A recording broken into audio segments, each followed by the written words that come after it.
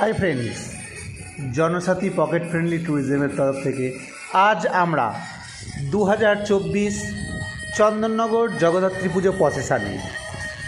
হ্যাঁ, এই প্রসেশনে pocket friendly কেন?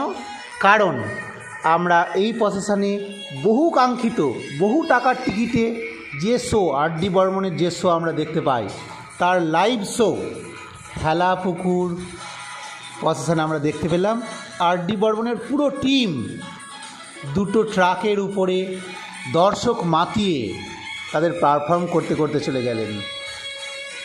আর সেই জব্বলপুরে বিখ্যাত রাজকুমার ব্যান্ড একবারে ফ্রেন্ডলি ম্যানারে সকলের সাথে মিশে গিয়ে আনন্দ সহকারে তাদের ব্যান্ডের প্রদর্শন করলেন। অসাধারণ কনসার্ট আর লাইটিংস গ্লো সব তো বলা অসাধারণ, ভীষণ গ্লো, ভীষণ ভালো।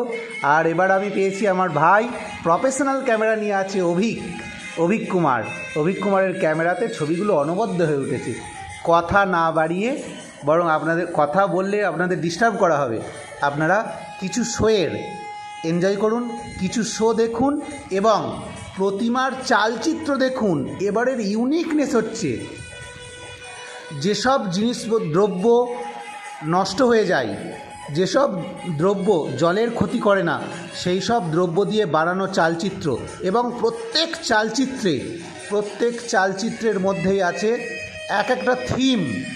ঠাকুরের পিছনের যে সোলার কাজ থাকতো সেই সোলার কাজের বদলে এবছর যে আছে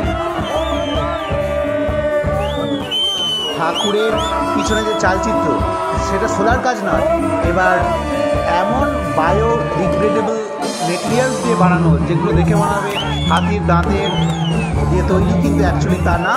এগুলোতে প্রত্যেকটা কোথাও ছোটা ভীম, ঢোলকপুরের ছোটা ভীম, কোথাও আবার পঞ্চতন্ত্রের গল্প, কোথাও আর বিষ্ণুর 10 অবতার, এইভাবে চালচিত্রেরও অসাধারণ চরিত্র ফুটিয়ে উঠেছে। এই জন্যই চন্দননগর ইউনিক, চন্দননগরের প্রসেশন, জগদ্ধাত্রী ঠাকুর রোড শো অসাধারণ।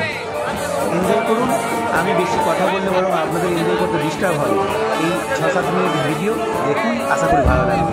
ওকে, থ্যাংক ইউ।